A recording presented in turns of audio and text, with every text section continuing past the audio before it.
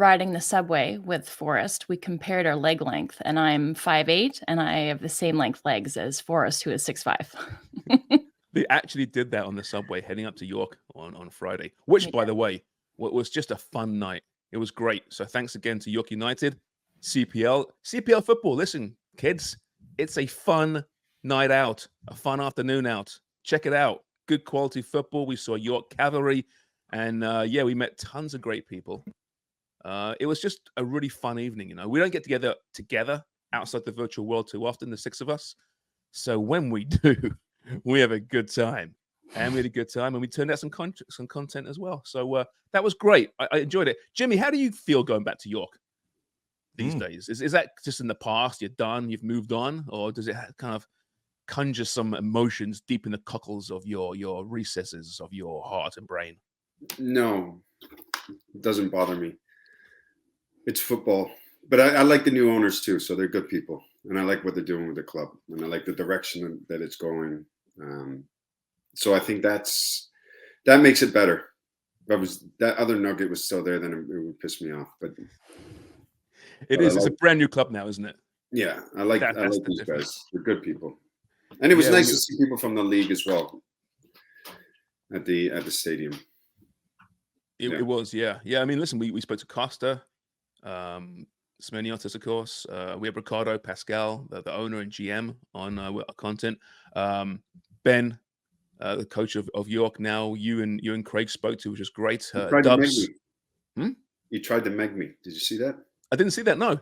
At the end of the video, once we have our little chat, as I start to walk, he's trying to put the ball through my legs. And I give it one of these. No. Ben Mora, this is really. Yeah.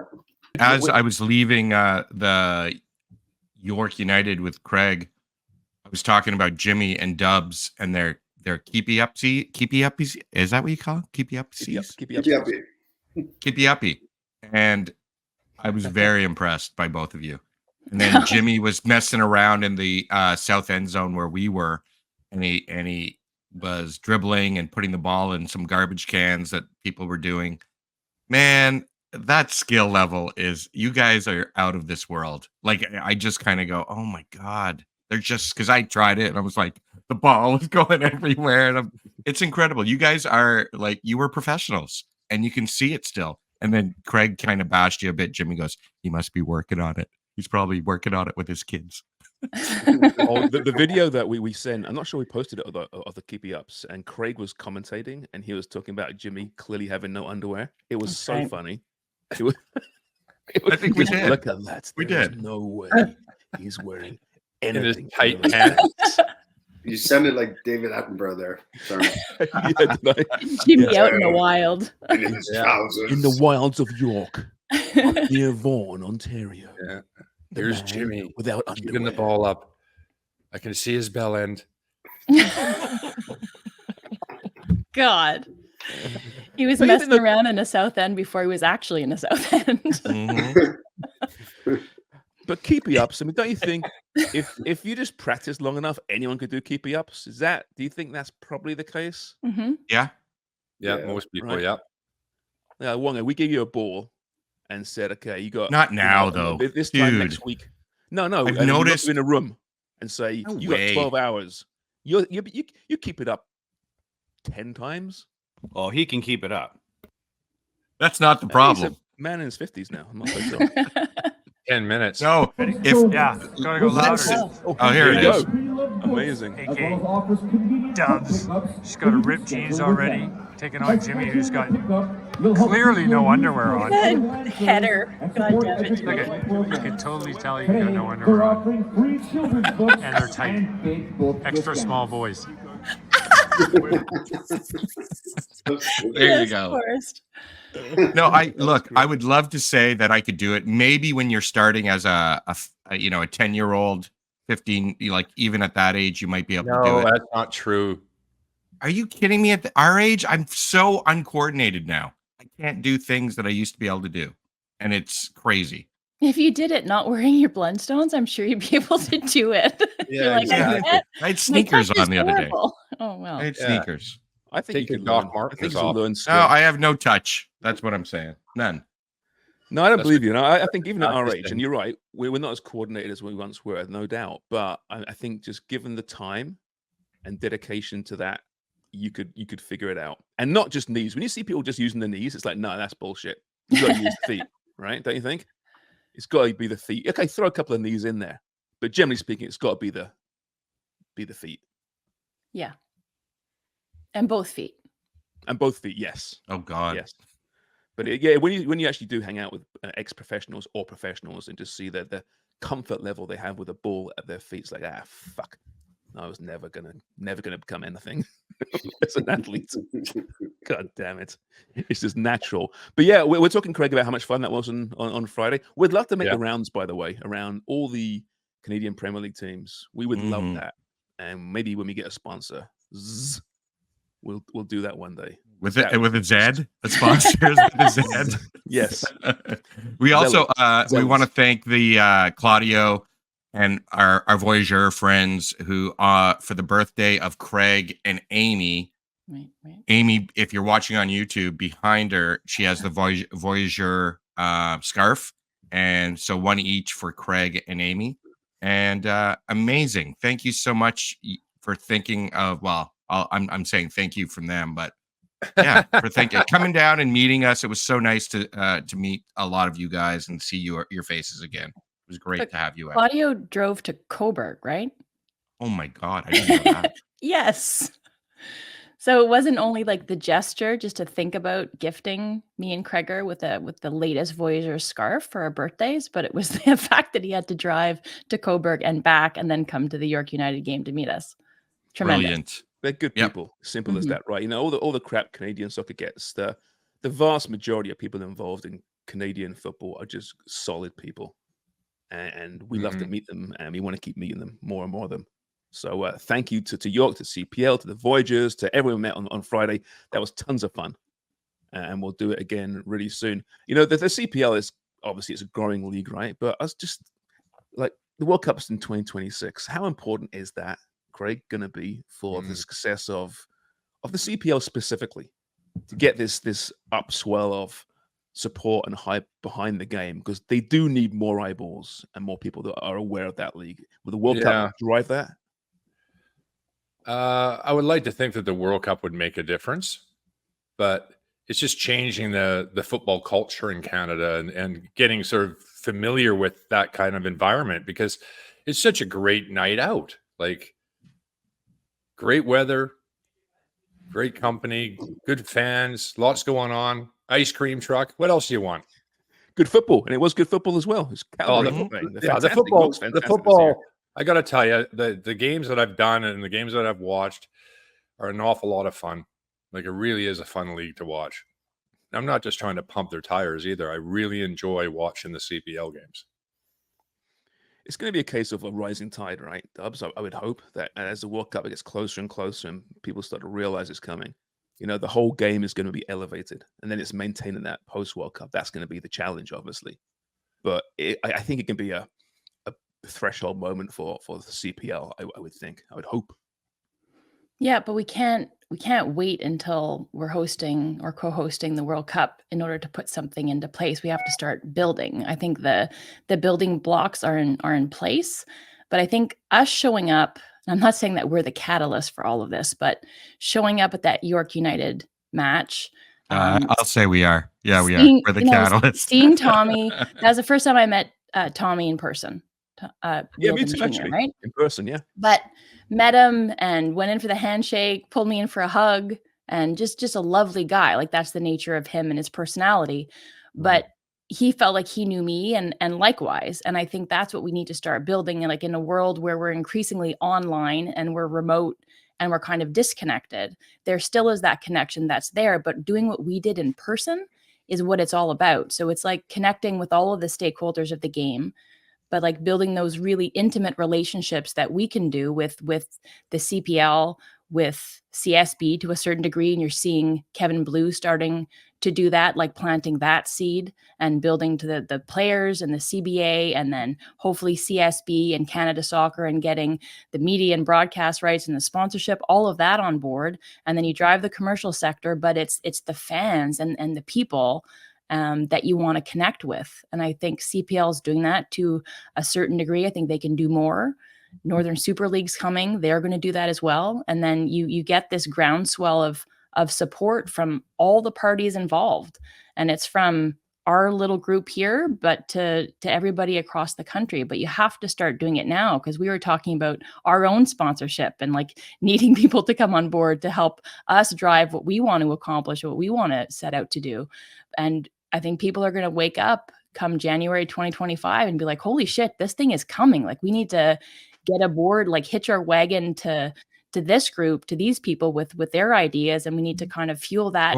What's our goal again, Dubs? Well, I don't know. We're going to figure that out later. A little bit all over the place, but we're part of that, right? Yeah. So I think that if you wait until the World Cup is kicking off, I've got a hair in my mouth here. This is gross. Sorry. Ew. It's going to be too late, and then the World Cup's going to be done, and I think it would be a success otherwise. And then it's not that switch that you need to evoke change.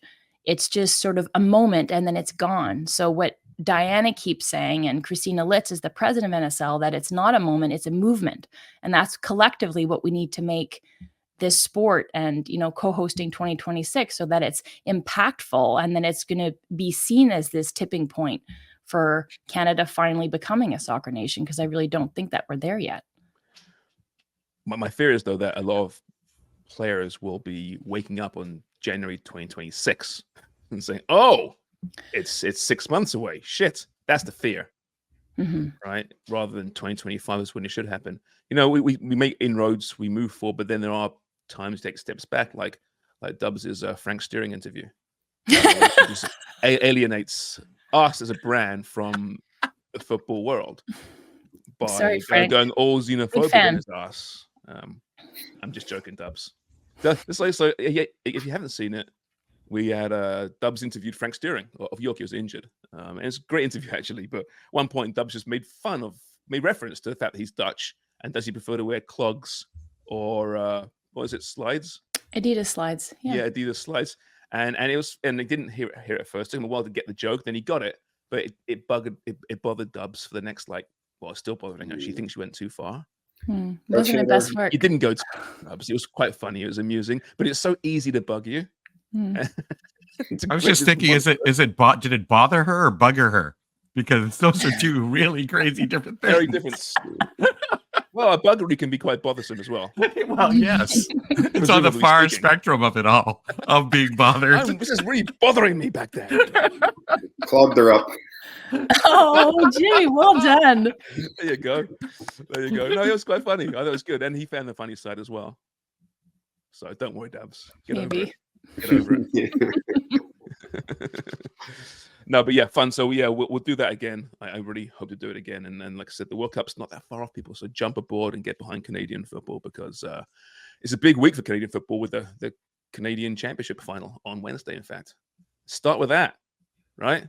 And then we're in the CPL running, which will, by the way, the CPL will have their final weekend, all 4 games, live on YouTube. So if you haven't subscribed to Fubo or One Soccer and you haven't seen CPL, well, now you can for free. So give it a whirl. It's going to be a great final weekend, I think. And a lot of drama, Jimmy. A lot of drama right now. Forge clinched, surprise, surprise, this past weekend. But as we head towards the final weekend, there's still so much to fight for in that league. It's kind of working out perfectly with this current playoff format, isn't it? It is, actually, especially in the top of the table. I mean, Ottawa's still putting pressure on Forge. Calgary's still there as well. They get a couple of results, they could end up winning the league. And then at the bottom, you've got Valor, Halifax, Vancouver, and Pacific all fighting for that 5th place spot. So it is exciting. And I mean, look, I like it because every game now means something, you know, for that little top half that are pushing for the championship, and then the bottom that are pushing to get into the playoffs. So I think it's going to be great, especially the last day of the season, because what they're doing is every single match is going to be played at the same time on the last day of the season. So, which is fantastic, because almost like, where else do they do that? Like in the Premier League, they do it at the end of the season, where everybody plays at the same time. Well, same with MLS, isn't it? Is it the same MLS time? On decision day, yeah. I like when they do that, because if you were playing and you were trying to get in the playoffs and then you realize you didn't get in, and then your game was after the fact, then it's you're just thinking, oh fuck, man. Or shenanigans. Yeah, shenanigans. Exactly. Just getting through it, booking your holiday. Craig, you've been all in on CPL the last few months as you finally got your opportunity to do what you should be doing, and that's talking about it and providing some color commentary superbly as usual, by the way. You watched it before, I know that, but has it surprised you being the quality of play, being a little bit more focused now than you were prior? Well, certainly from when we look back to the earlier parts of the CPL, or the Island Games during the pandemic. I think it's pronounced Highland Games, Forrest. The Highland Games. Yeah, exactly. I think there's the quality of the league. The quality of the league is blows me away. It really does. The growth of the league and the standard of play and the way the managers are going about their games and how they're they don't defend. Everybody attacks. It's really fun to watch. And everybody puts it in. The commitment's there from everybody to see. And I've been doing a lot of Vancouver games that are up and down at the moment, but again, fun to watch. Grady McDonald, young 16-year-old, got his, I think it was second start of the season. He's got a big upside. So that's what the league's for. Can I ask too, the Canadian Championships coming up, does the fact that MLS teams in Canada and CPL teams are quite competitive, does that not show the quality of the league, even though MLS comes out on top, Craig, most of the time? Doesn't it show how good the CPL is at the top level? The Forges, the Cavalries, the Ottawas. With how they're competing against those teams? Yeah. And even the League One, Ontario, Quebec, BC, all these different teams are also surprising the CPL teams, as well as CPL of surprising MLS teams. They can compete with MLS. There's usually a reason why the players are not there for some reason. I mean, I look at a guy like, Kyle Becker, who spent lots of time in Major League Soccer with Toronto, Dallas, Montreal, played 18 games for Canada. The guy's got absolute quality. Like, he just lacks a little bit of pace, and he's also 34 years of age now. But what a performer, and what a great CPL player he's been over the years. 4 titles with Forge. He was magnificent the other day. What's Sharm doing? I was waiting for someone to jump in there. Sorry. I've seen Dubs and Jimmy kind of smirking for the last little while, and I thought, are they going to have got something to add to this? I was trying to figure out what you said. I said cap Grady, because he's young. He's played for Ireland too, right? I think Ireland, right? Isn't it? Yeah. He's got youth grade. But so cap. What do you think I said? I don't know. I didn't know what you were doing either. I just no one did. You'd be horrible at charades. Television. No, the other one. Song, music. Well, I got a text from Dubs yesterday. Sounds like Harms. Dubs has issues with some words, though, right? Because deck and dick, she has a real oh yeah, that's right. That's right. She's watching Prem yesterday, and the commentator said something like, he's got to get off the deck or something. He's having trouble getting off the deck. And I was like, what? Rewind, get off the dick. What?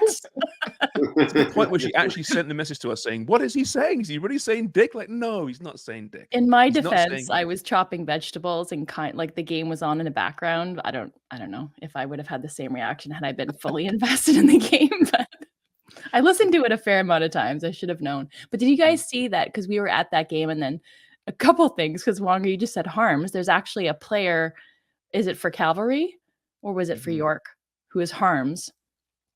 Right? Yeah, I forget. With Cavalry. Yeah. Yeah. And then after that match, which Cavalry won pretty handily, CPL erroneously tweeted that they'd clinched the playoffs and they had to retract said statement. Oh no. Yeah. The premature tweet. Yes. Yeah. Mm-hmm. No one likes a premature tweet. No, No. gotta get off the deck.